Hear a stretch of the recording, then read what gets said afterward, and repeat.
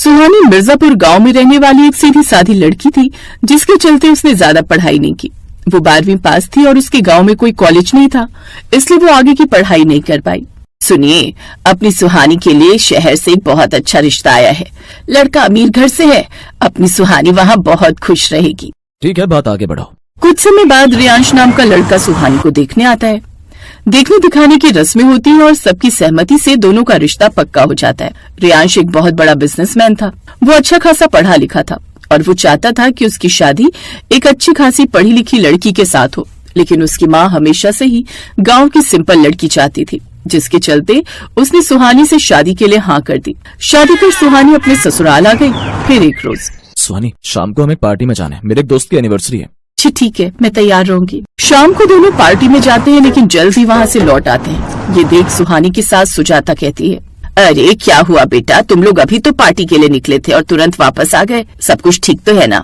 ये बताओ तो, आपको माँ इस गवार लड़की से शादी करने से पहले सोचना चाहिए था ना। कहाँ मैं इतना पढ़ा लिखा और कहाँ ये 12वीं पास। जहाँ जाओ वहाँ पढ़ाई के नाम पर मेरी बेइज्जती होती है। रियांश गुस्से में बोले जा रहा था और सुहानी रोए जा रही थी।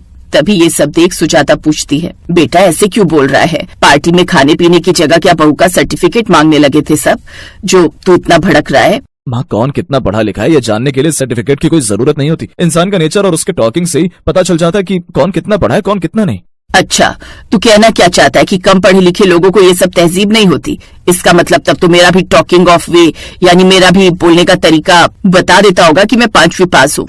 माँ, ये क्या बात हुई? तुम हर चीज में अपने आप को बीच में ले आती हो। मैं यहाँ आपकी बात नहीं कर रहा हूँ, बल्कि अपनी लाइफ पार्टनर की बात कर रहा हूँ, जिसे चुनने में आपने बहुत बड़ी गलती करी है। सब दोस्तों के सामने मेरा मजाक बनाकर रख दिया, जिससे देखो इसे देखकर यही पूछता है कि तेरी बीवी कितनी पढ़ी लिखी है। तुझे लोगों का क्या करना है? और बेटा, ये तेरी गलतफहमी है कि मैंने तेरे लिए लड़की चुनने में गलती कर दी, क्योंकि इस बात को तो तू मुझसे कोरे कागज पर लिखवा ले कि इस लड़की से बेहतर तुझे कोई लड़की नहीं मिल सकती तेरे जीवन साथी के रूप में। रहने दो, आपसे बात करना यानी पत्थर से सर मारने के बराबर है, क्योंकि ये लाडली आपकी बहू है ना, इसीलिए तो आप मेरी सुनोगी नहीं। बस रियांश, बहुत हुआ। आखिर ऐसा हो क्या गया जो तू इतना गुस्सा हो रहा है? माँ, पार्टी में सब लोग आपस में इंग्लिश में बात कर रहे थे। जैसे मेरे एक दोस्त ने इंग्लिश में सुहानी से कुछ पूछा तो ये उसका जवाब नहीं दे पाई, बल्कि राजा हरिश्चंद्र की तरह सबको बताते फिर रही है कि मैं तो बस 12वीं पास हूँ और इसको इंग्लिश बोलना आता ही नहीं है। इसी बात पर सभी लोगों ने मेरा बहुत मजाक उड़ाया। और आप ही बताओ माँ, इसी वजह से मुझे जल्दी वापस आना पड़ा। बेटा, तो तुझे उन्हें जवाब देना चाहिए। बहू को ऐसे चोरी चुप के घर लेकर नहीं आना चाहिए। ऐसा करके तूने उन लोगों के सामने अपनी पत्नी की बेइज्जती की है। अच्छा, और इसने जो राजा हरिश्चंद्र बनकर मेरी बेइज्जती की, उसका क्या? आप दोनों सास बहू ने तो मेरा जीना ही हराम कर रखा है। मन तो करता है कि यहाँ से बहुत दूर चला जाऊं आप दोनों को छोड़कर। इतना कहकर वो गुस्से में वहाँ से चला जाता है। सुहानी के कम पढ़े लिखे होने के कारण रियांश अब उससे सीधे मुंह बात तक नहीं करता था। एक दिन सुहानी की सहेली नैना उससे मिलने के लिए उसके ससुराल आती है। उसका इतना बड़ा आलीशान बंगला देखकर वो तो दंग रह जाती है और सुहानी को गले लगाते हुए बोलती है, वाह यार, क्या शानदार ससुराल है तेरा, तो ये तो महल है महल। अच्छा, ये बता कि तू यहाँ क्या कर रही है? तू तो गांव में थी ना? हाँ यार, थी तो गांव में, लेकिन जैसे तेरी किस्मत तुझे यहाँ ले आई, वैसे मेरी किस्मत भी मुझे यहाँ ले आई। मेरे पति को यहाँ बहुत अच्छी नौकरी मिल गई, हम यहाँ पर शिफ्ट हो गए। बहुत अच्छा किया। तभी वहाँ रियांश आ जाता है, जिसे देख सुहानी कहती है, रियांशी, ये मेरी दोस्त नैना है, इसके पति की यहाँ पर बहुत अच्छी नौकरी लग गई है, अब ये भी शहर में ही रहेंगे। हाँ, तो ये भी तुम्हारी तरह गवार है, तो पड़ी रहेंगी शहर के किसी कोने में। मुझे ऑफिस के लिए लेट हो रहा है, मैं जा रहा हूँ। सुहानी, मुझे लगता है तेरे और तेरे पति के बीच में कुछ ठीक नहीं चल रहा। किस तरह से वो बात करता है तुझसे? अगर कोई प्रॉब्लम है तो मुझे बता सकती है, आखिर बात क्या है? ये सुनकर वो जोर जोर से रोने लगती है। मेरे पति को एक अच्छी पढ़ी लिखी और अपने स्टैंडर्ड की लड़की चाहिए थी, लेकिन मैं कम पढ़ी लिखी हूँ ना, इसलिए वो मुझे पसंद नहीं करते हैं। हाँ, तो इसमें तेरी कहाँ गलती है? तू तो पढ़ने में कितनी तेज है, लेकिन अब अपनी मजबूरियों के कारण तू आगे नहीं पढ़ पाई, तो इसमें तेरी क्या गलती?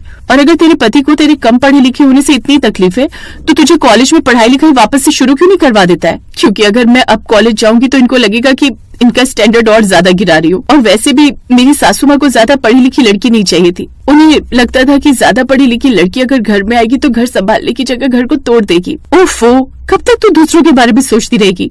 कभी तो अपने बारे में सोच। सुहानी और नैना की सारी बातें उसकी सास सुन लेती है और उसके जाने के बाद वो अपनी बहू के पास आकर बोलती है, मुझे माफ कर दे बहू, मुझे नहीं पता था कि तूने मेरे कारण अपने पढ़ाई के अरमानों को दबा कर रखा हुआ है और रोज अपने पति से अपनी बेइज्जती करवाती है। अब किसी को बुरा लगे या अच्छा, लेकिन मैं तुझे आगे पढ़ाऊंगी। सुहानी की सास अगले दिन एक प्रोफेसर को कॉल करती है, जो कि उसके पति का बहुत अच्छा दोस्त था, और अपनी बहू का एडमिशन कॉलेज में करवा देती है।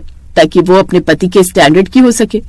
लेकिन रेयांश इस बात से अनजान था। अगले दिन सुबह सुहानी ने जल्दी उठकर सबका नाश्ता बनाया और भगवान के आगे दिया जलाकर बोली, हे भगवान, आज मेरा पहला दिन है शादी के बाद कॉलेज में, सब अच्छा कर देना। उसकी सास आई और मुस्कुराकर बोली, सब अच्छा ही होगा बहू, और हाँ, लंच बॉक्स लेती जा, भूखी मत रहना। उसकी सास ने उसके सर पर हाथ फेरा और कहा, बहू पढ़ाई पूरी कर, सपने पूरे कर और अपने पति को दिखा दे कि जब एक औरत कुछ ठान लेती है तो वो कुछ भी कर सकती है। जी माँ जी। सुहानी अपनी सास के पांव छूती है और कॉलेज चली जाती है। कॉलेज में उसका पहला दिन था, जहाँ वो थोड़ी डरी सहमी थी, लेकिन जल्द ही वहाँ उसके अच्छे दोस्त बन गए। ऐसे ही दिन बीते। फिर एक दिन रेयांश अपने दोस्त के भाई को अपनी बीवी रिया के साथ देख लेता है और उसके पास जाकर उससे बोलता है, तेरे साथ वो लड़की कौन थी, क्या तू उसे जानता है? हाँ भाई जानता हूँ, ये मेरे साथ ही कॉलेज में पढ़ती थी। कुछ दिन पहले इसने एडमिशन करवाया, नेचर वाइज से बहुत अच्छी है। देख तू इस लड़की से दूर रह। लेकिन क्यों भाई, अगर मैं इस लड़की के करीब जाता हूँ तो आपको क्यों दिक्कत हो रही है? दिक्कत तो उसके पति को होनी है ना। अबे मैं ही हूँ उसका पति। आगे से तू अगर इसके आसपास भी दिखाई दिया ना तो मुझसे बुरा कोई नहीं होगा, निकल यहाँ से। वो गुस्से में घर आता है और अपनी माँ और पत्नी को बुलाकर बोलता है, माँ आपको पता है आपकी बहू आपसे चोरी छुपे कॉलेज जा रही है। जरा इनसे पूछिए कि इस उम्र में कॉलेज जाने की जरूरत क्या पड़ गई इन्हें। किसने कहा था बहू को कॉलेज जाने के लिए? इसे मैंने कहा है, यहाँ तक कि इसका कॉलेज में एडमिशन भी मैंने ही करवाया है। पहले इसने मेरी कम बेइज्जती करवा दी है क्या? अब लोग आपको ये बोलकर चढ़ाएंगे कि इस उम्र में आपकी बहू कॉलेज जा रही है। जिसको नहीं भी पता होगा ना, उसे भी पता चल जाएगा कि आपकी बहू कम पढ़ी लिखी है। मुझे लोगों की बातों से कोई फर्क नहीं पड़ता और मैं इसे कॉलेज जरूर भेजूंगी। अगर इसे पढ़ाई करने की इतनी इच्छा होती तो वो 12वीं पास करने के बाद घर में नहीं बैठी होती, बल्कि आगे कॉलेज की पढ़ाई पूरी करती, जो आप इसे अब इस उम्र में जबरदस्ती करवा रही हैं। चुप कर। ये बेचारी तो आगे पढ़ना चाहती थी, लेकिन इसके गांव में कोई कॉलेज नहीं था और शहर भेजकर पढ़ाने की इसकी माँ बाप की हैसियत नहीं थी। और ये बेचारी तो शायद यहाँ भी चुप रह जाती, लेकिन इसने ये कदम तेरे लिए उठाया है। साथ ही इसने इंग्लिश क्लासेस लेनी भी शुरू की है ताकि तुझे समाज के सामने शर्मिंदगी ना हो। ये सुनकर रेयांश को बहुत बुरा लगता है और उसे अपने बर्ताव पर बहुत ही शर्मिंदगी भी महसूस होती है। अब वो उसकी आगे की पढ़ाई करवाने में उसका साथ देता है। सुहानी भी दिल लगाकर पढ़ती है और पूरे किशनपुर गांव में महेश नाम का व्यक्ति अपनी बीवी रमा, 6 साल की बेटी पिंकी और 8 महीने के बेटे बिट्टू के साथ रहता है। जिंदगी एक पल में कितनी बदल जाती है, इसका सबसे बड़ा उदाहरण है महेश। वो एक केमिकल फैक्ट्री में काम करता था। एक रात फैक्ट्री में ब्लास्ट हो गया। उसे गंभीर हालत में अस्पताल में भर्ती कराया गया। जैसे ही रमा को पता लगा, वो भागी भागी अस्पताल पहुंची। काफी गंभीर हालत है आपके पति की। हम अपनी तरफ से पूरी कोशिश कर रहे हैं, आप भगवान पर पूरा भरोसा रखिए। महेश बच तो गया, लेकिन इस हादसे में उसने अपना पैर भी खोया और अपनी नौकरी भी। घर में जो भी जमा पूंजी थी वो उसके इलाज में खर्च हो गई। पिछले 3 महीनों से वो बेरोजगार है। इन 3 महीनों में उसने नई नौकरी ढूंढने की बहुत कोशिश की, लेकिन एक अपाहिज को कोई भी नौकरी नहीं देना चाहता था। अब तो बारिश का मौसम भी शुरू हो गया था। इस मौसम में उसे एक जगह से दूसरी जगह जाने में बहुत दिक्कत होती, क्योंकि सड़कें पूरी तरह पानी से भर जाती। आज भी वो परेशान अपने घर लौट रहा था। आज भी मुझे कोई काम नहीं मिला। सब लोग मुझसे ऐसे नजरें चुराते हैं जैसे कि मैं कोई भूत हूँ। अरे अपाहिज को जीने का हक नहीं है क्या? वो और उसका परिवार क्या भूखा मर जाए? महेश बार बार की असफलता से परेशान हो चुका था। उसका मकान मालिक 3 महीने का किराया वसूलने हर दूसरे दिन उसके घर आ जाता था। साथ ही घर खाली करवाने की धमकी भी देता था। कल शाम भी वो आखिरी चेतावनी देकर गया था। इधर घर में अनाज का एक भी दाना नहीं था। पिछले 2 दिन से पूरे परिवार ने कुछ भी नहीं खाया था। उसे कुछ भी समझ नहीं आ रहा था कि अब वो क्या करे। वो ये सब सोचते सोचते जा ही रहा था कि तभी जोरों की बारिश शुरू हो जाती है। मुझे उस चाय की टपरी के नीचे छिप जाना चाहिए। कहीं बारिश में तबीयत खराब हो गई तो लेने के देने पड़ जाएंगे। वो चाय की टपरी के नीचे जाकर खड़ा हो गया। चाय की टपरी वाला चाय के साथ पकौड़े भी बना रहा था। लोग चाय के साथ पकौड़े खाते हुए बारिश का मजा ले रहे थे। उसे पता था कि घर में कुछ भी खाने के लिए नहीं है। उसने अपनी जेब में हाथ डाला तो उसे बहुत ही 10 रुपए का पुराना नोट ही मिला। 10 रुपए ही हैं जेब में। क्या करूं मैं? हम मियाँ बीवी तो पानी पीकर भी रह लेंगे, लेकिन बेचारी पिंकी का कद अगर मैं उसके लिए पकौड़े ले जाऊंगा तो वो बहुत खुश होगी। पहले उसने बहुत सोचा, फिर उसने उन पैसों से पकौड़े खरीद लिए। थोड़ी देर बाद बारिश बंद हो गई। फिर वो पकौड़े लेकर घर पहुंचा, लेकिन घर के बाहर पहुंचते ही उसकी आंखों में आंसू आ गए। उसके बीवी बच्चे घर के बाहर खड़े थे और उसका 8 महीने का बेटा बिट्टू अपनी माँ की गोद में लगातार रोए जा रहा था। पिंकी सहमी हुई अपनी माँ का आंचल पकड़कर खड़ी थी और उनका मकान मालिक उनका बचा खुचा सामान सड़क पर फेंक रहा था। उसकी बेटी ने जब उसको देखा तो वो भागते हुए महेश के पास आई और रोते हुए कहने लगी, बाबा देखो ना, अंकल ने हमें घर से बाहर निकाल दिया और वो हमारा सामान भी बाहर फेंक रहे हैं। और जो मेरी छोटी सी गुड़िया थी ना, जो आप लाए थे, अंकल ने उसे भी नाले में फेंक दिया। महेश ने अपनी बच्ची को चुप करवाया और जाकर मकान मालिक के पैरों में गिर पड़ा। ये आप क्या कर रहे हैं मालिक? इस तरह हमें बेघर मत करिए। चुप कर, पहले 3 महीने का किराया हाथ में रख, फिर बात कर। मैं जल्दी ही आपके सारे पैसे चुका दूंगा। चुप कर, पिछले 3 महीने से तुम्हारी ये बात सुन सुनकर मेरे कान पक गए हैं। तभी मकान मालिक की नजर महेश के हाथ में कागज में लिपटे पकौड़ों पर गई। उसे देखकर उसका पारा चढ़ गया। अरे रे रे, कितना झूठ बोलते हो तुम लोग। मेरा किराया देने के लिए तुम्हारे पास पैसे नहीं है और पकोड़ा पार्टी करने के लिए पैसे। चलो निकलो यहाँ से, मक्कार कहीं के। ये कहकर उसने उन पकौड़ों को उसके हाथ से छीनकर फेंक दिया। फिर वो अपने घर में ताला लगाकर निकल गया। महेश और उसकी पत्नी गिड़गिड़ाते रहे, लेकिन वो तो निर्दयी बना रहा। अब हम कहाँ जाएंगे जी? पता नहीं रमा, लेकिन कहीं तो जाना होगा ना। छोटा मोटा सामान अपने सिर पर उठा वो सड़क पर निकल गए और तभी एक बार फिर से जोरों की बारिश शुरू हुई। वो बारिश से बचकर कहीं छिपना चाहते थे, लेकिन कहीं दूर दूर तक कोई जगह नहीं। रमा अपने छोटे से बेटे को अपने सीने से लगाए चली जा रही थी। तभी बारिश के साथ साथ ओले भी गिरने लगे। हे भगवान, गरीबों को तकलीफ देने में आपको बहुत मजा आता है ना। बारिश तो हो ही रही थी, अब ओले भी पड़ने लगे। लेकिन तभी महेश की नजर सड़क पर पड़ी सीमेंट की पाइप पर गई। उसने सबको पाइप में छिपने के लिए कहा, लेकिन पाइप तक पहुंचने से पहले दुर्भाग्य से ओले का एक बड़ा सा टुकड़ा पिंकी के सिर पर गिर गया। उसके सिर से खून बहने लगा और वो बेचारी जोर जोर से रोने लगी। रमा ने झट से अपनी गोद से बिट्टू को उतारकर महेश के हाथ में दिया और अपनी साड़ी का पल्लू फाड़कर पिंकी के सिर पर बांध दिया। माँ, सिर में बहुत दुख रहा है।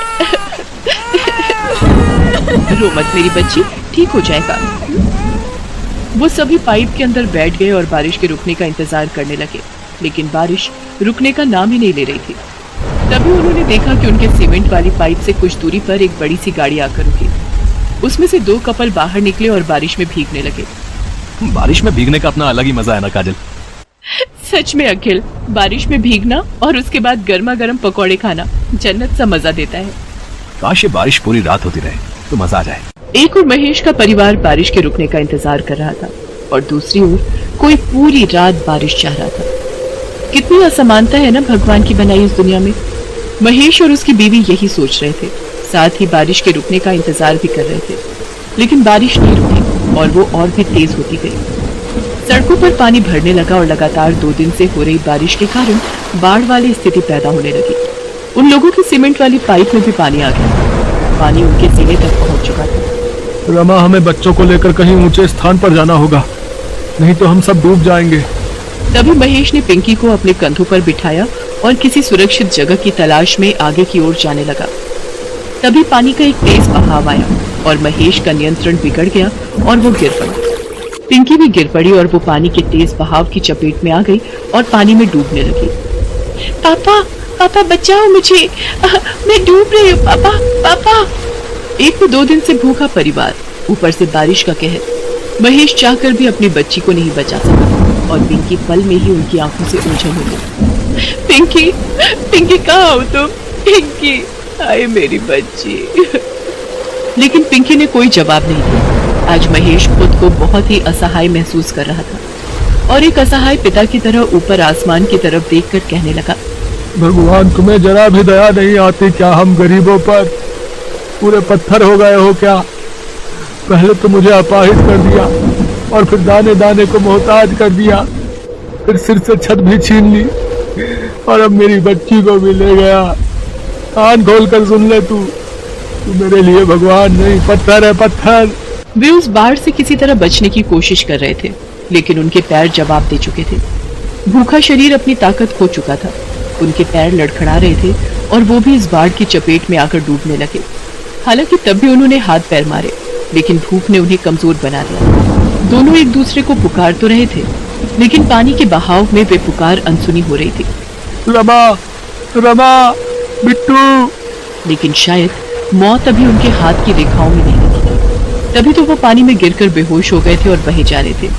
तभी बाढ़ राहत कार्य वालों की नजर उन पर पड़ी और वे उन्हें अपनी नाव में बचाकर राहत शिविर ले आए। इस बारिश में हम तीनों तो बच गए रमा, लेकिन इसने हमसे हमारी पिंकी को छीन लिया, हमसे छीन लिया रमा। वे दोनों एक दूसरे को पकड़कर रो रहे थे कि तभी एक नन्ही सी बच्ची जिसके हाथों में बिस्किट और ब्रेड का पैकेट था, वो पैकेट उसको राहत शिविर वालों ने दिया था, उनके पास आई और पीछे से आकर बोलने लगी, बाबा बाबा क्यों रो रहे हैं आप लोगों को भी भूख लगी है ना? ये लीजिए ब्रेड खाइए, अंकल ने मुझे दी थी, मैं आप लोगों का ही इंतजार कर रही थी। वो आवाज पिंकी की थी। पिंकी को देखकर महेश और रमा फूट फूट कर रोने लगे। पिंकी को भी राहत कार्य वाले बचाकर शिविर में ले आए थे। अपनी बच्ची को जिंदा देखकर वो लोग ऊपर वाले को देखकर उसका शुक्रिया अदा करने लगे। पूरे 1 महीना वो लोग राहत शिविर में रहे। उसके बाद सरकार ने उन्हें कुछ पैसे मुआवजे के तौर पर दिए, जिससे वो नई जिंदगी की शुरुआत कर सके। आज महेश एक चाय पकौड़े की दुकान चलाता है। उसकी जिंदगी अब पहले से बेहतर हो गई है। बारिश ने परीक्षा तो ली उसकी, लेकिन उसी बारिश ने उसे फिर से अपने पैरों पर खड़े होने का मौका भी दे दिया।